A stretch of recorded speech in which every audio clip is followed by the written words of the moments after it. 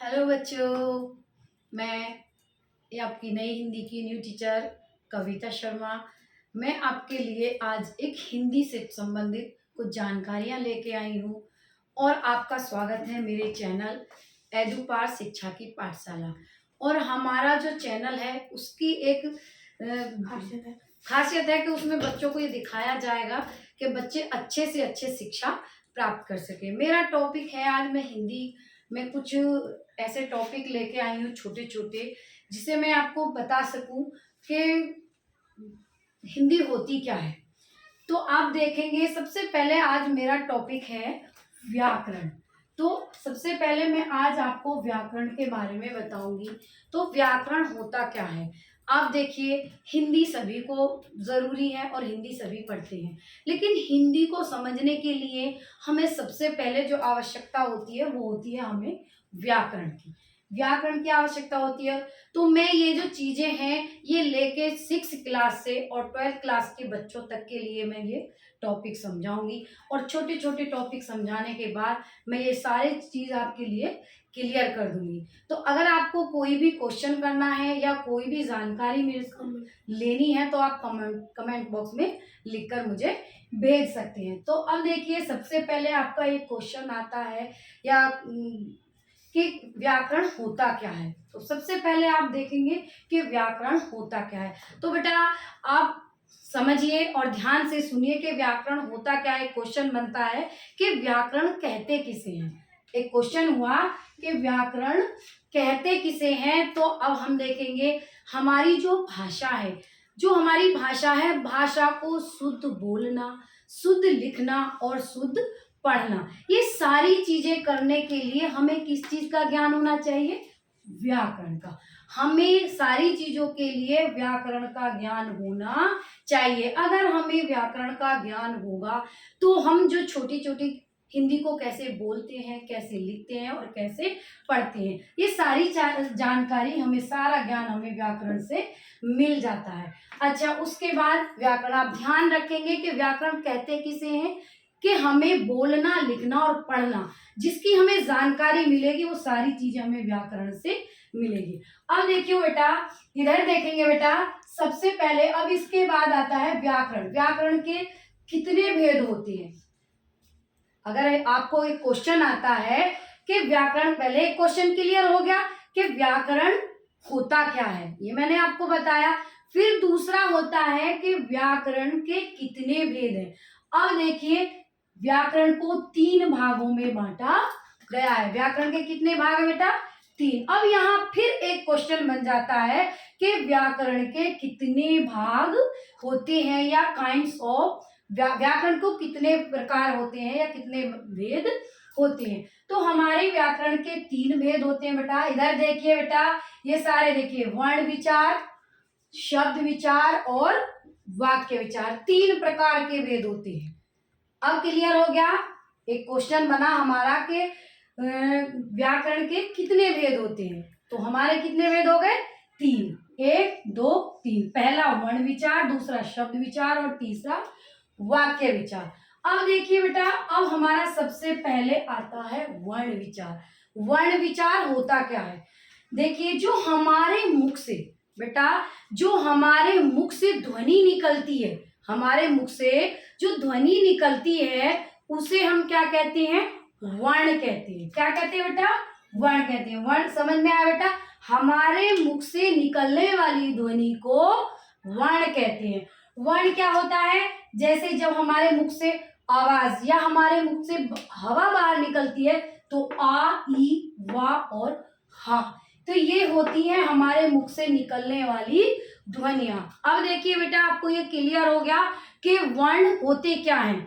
वर्ण क्या होते हैं? हमारे मुख से निकलने वाली जो ध्वनि होती है उसे हम वर्ण कहते हैं। अब देखिए, फिर आता है हमारा नंबर 2 शब्द विचार। दूसरा आया हमारा नंबर 2 शब्द विचार। नंबर 2 शब्द विचार। तो शब्द विचार क्या होता है बेटा? जो छोटे छोटे वर्णों को जोड़कर, अब देखिए, जैसे एक वर्ण है हमारा का, फिर हो गया मा और फिर हो गया ला। तो ये तो हमारे हो गए वर्ण। और जब हमने इन्हें एक साथ लिखा कामल, कामाला, तो ये हमारा क्या हो गया? शब्द। तो अब देखिए, छोटे छोटे वर्णों को जोड़कर, छोटे छोटे वर्णों को जोड़कर जो एक साथ लिखा जाता है वो होता है हमारा शब्द। अब क्लियर हो गया बेटा? देखिए, जो हमारे छोटे छोटे वर्णों को जोड़कर एक साथ लिख दिया जाता है वो हमारा हो जाता है शब्द। अब तीसरा आता है हमारा वाक्य। वाक्य क्या होता है बेटा? ऐसे ही समझेंगे। वैसे तो मैं ये जो टॉपिक है उन्हें डीपली दोबारा से एक एक टॉपिक कर कर अलग अलग वीडियो में समझा दूंगी, लेकिन एक बार मैं इस पर देखेंगे इसे कि वाक्य। अब देखिए, वर्ण जो बोले गए, शब्द जो वर्णों को जोड़कर बनाया गया, और वाक्य जो शब्दों को जोड़कर, जो शब्दों को जोड़कर एक साथ बोला जाता है और उसका अर्थ निकलता है, उसे हम क्या कहते हैं? वाक्य कहते हैं। ठीक है बेटा, अब ये आपके तीनों चीज क्लियर हो गई। अब देखिए, पहले आपने क्वेश्चन था कि व्याकरण किसे कहते हैं, वो क्लियर हो गया। दूसरा क्वेश्चन आया कि इसके कितने भेद होते हैं, वो भी आपको क्लियर हो गया। फिर मैंने आपको बताया वर्ण क्या होता है, शब्द क्या होता है और वाक्य क्या होता है। ठीक है बेटा, ये सारी चीज हमने आपको बता दी। अब आता है हमारा वर्ण। सबसे पहले हम देखेंगे वर्ण को।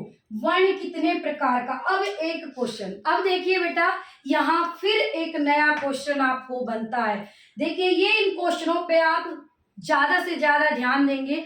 ऐसा नहीं है कि ये छोटे ही बच्चों को आएंगे। जब आप देखेंगे हाई लेवल के, अगर आप कोई भी पेपर देने जाते हैं या आप कोई भी तैयारी करते हैं, तब आप देखेंगे ये छोटी छोटी जानकारियां भी उसमें बहुत बड़े काम करती हैं। तो अब अब आते हैं पहला टॉपिक है हमारा वर्ण विचार। वर्ण विचार को दो भाग होती हैं या दो भेद होती हैं। अब नया एक क्वेश्चन फिर बन जाता है बेटा कि वर्ण कितने प्रकार के होते हैं। तो अब हमारे वर्ण कितने प्रकार के हो गए? दो प्रकार। कौन कौन से? स्वर और व्यंजन।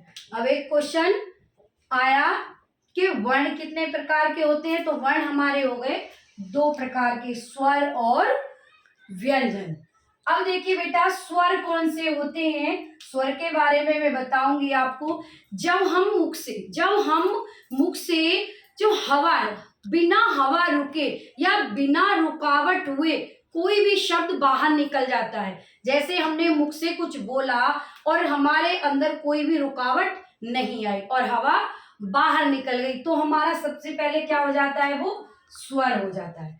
ठीक है बेटा, ध्यान रखेंगे, स्वर किसे कहते हैं? जो बिना रुकावट आए हुए बोले जाते हैं या हमारे हवा बाहर आसानी से निकल जाती है, वो हमारा क्या हो जाएगा? स्वर हो जाएगा। अच्छा बेटा, दूसरा है हमारा व्यंजन। व्यंजन क्या होते हैं बेटा? जिसमें रुकावट आ जाए या स्वर की सहायता लेकर बोले जाने वाले जो वर्ण होते हैं वो हमारे क्या कहलाएंगे बेटा? व्यंजन कहलाएंगे। ठीक है बेटा, अब समझ में आया कि जो बिना रुकावट बोले गए शब्द वो होते हैं स्वर, और जो स्वर की सहायता से और रुकावट या रुक रुक कर बोले जाते हैं उन्हें हम क्या कहते हैं? व्यंजन कहते हैं। ठीक है बेटा, व्यंजन कहते हैं। अब समझ में आया आपको?